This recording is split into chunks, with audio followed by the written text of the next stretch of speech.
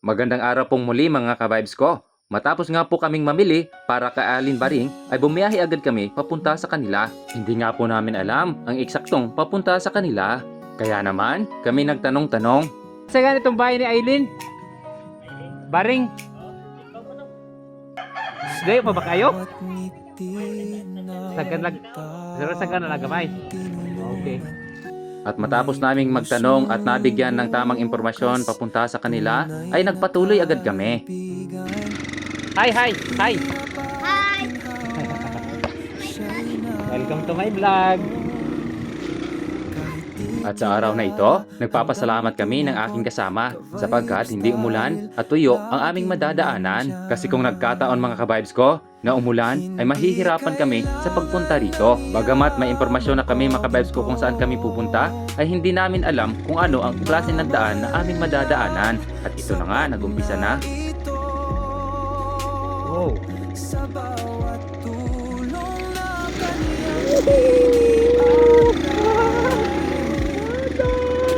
Oh my God! May goodness na lang yun. Magwang na rin sa lakaw. Ay, Tagalog please. At masasabi nga po talaga namin sa inyo mga ka-vibes ko na mahirap talaga ang daan papunta doon sa misyon natin. Ha! At nung makarating kami sa parte ng daanang ito, ay nagsalawahan ako kung saan ako dadaan. Pili ka lang, choose. Mamutaan na ta. Guys, hanap tayong pwede mapagtanungan sa eksaktong daanan. Asa man ang agianan pa nga ito pa irrigation? Ito? Dili pa lisod? Kalusot man ang motor? Okay, thank you. Ito yung mga bata guys, hindi marunong mga labaw. Ayan o, galing mga labaw, may mga bit-bit ang something bit. Tuloy tayo. Matapang tayo sa ilang. Oh no! Murag karon pa yata kagad niya ay. Are you sure? Asa man panggaan diretso? Uy! Uy! Sure ka? At pagdating nga po namin mga ka-vibes ko sa klase ng daanang ito, ay naramdaman ko sa kasama ko na nag-aalangan siya. Abak! Kaya naman, nagdesisyon na lang po kami mga ka-vibes ko na bumaba na lang siya. Kaysa naman, may mangyari pa sa amin na hindi maganda. Guys oh! Konting pagkakamali guys! Liguan sa ilo guys!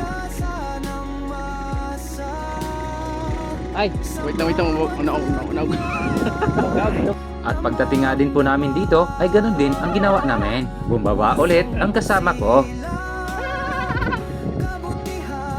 Asaan lusot?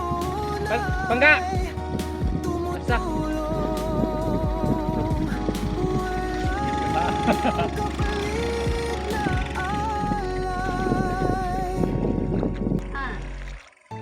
Tunay nga po talaga mga vibes ko na hindi madaling mag-abot ng tulong paminsan-minsan sapagkat kung ganito ba naman ang daraanan. Pero sa kabila ng lahat ay hindi po kami nagpatinag at nagpatuloy po kami. Ahon! Tara, sakay! Kumagkita ng ano? Weird. Guys! Guys! Kawawa ang motor guys!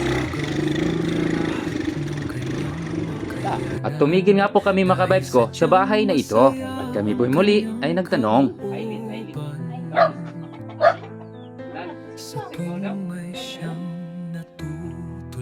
At pagkalipas ng kaunting saglit mga vibes ko ay nagpatuloy kami at sinamahan kami ng taong ito.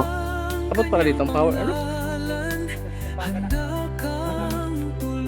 At sa pagkakataon na ito mga ka-vibes ko ay pasan na lang namin ang aming dala-dala. Hindi na po kasi makakalusot ang motor na sinasakyan namin dito. At bago po kami tumuloy doon kay Alin Baring mga ka-vibes ko ay dadaan po muna kami doon sa tita niya. Magsasama nga po kasi kami ng isang kamag-anak niya para na rin po sa aming seguridad. Hindi naman po kami natatakot dahil sa kung anong gawin sa amin, kundi baka may masabi ang ibang tao sa amin. Saman. Dari maghihapon lagi. Kaya sa pagkakataon na ito ay iniwan po muna namin ang mga daladalahan namin dahil nasa kabaliktarang ruta kasi ang bahay ng tita na isasama namin papunta kina Alin Baring. At hindi na nga po namin mga ka-vibes ko ipapakita sa inyo ang bahay ng tita na pinuntahan namin. At kasalukuyan na sila'y kasama na namin. At bonus pa mga ka-vibes ko dahil nagsama si ate ng tagapasan ng dala-dala namin. Hay! At sa wakas mga ka-vibes ko ay nakarating na rin po kami.